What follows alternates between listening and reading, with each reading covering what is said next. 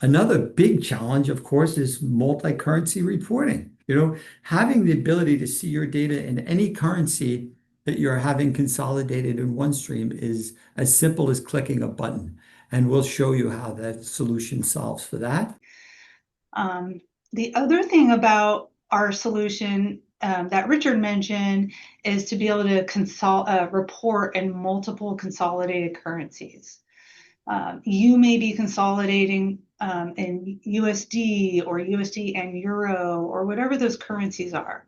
So here you'll notice I'm selected on USD and I'm seeing the Europe amounts in US dollars. But I can go ahead and toggle at the report level based on my reporting needs at the time and go ahead and see that in local. So you can publish a single report across your regional managers and they can see it both in local and the reporting currencies.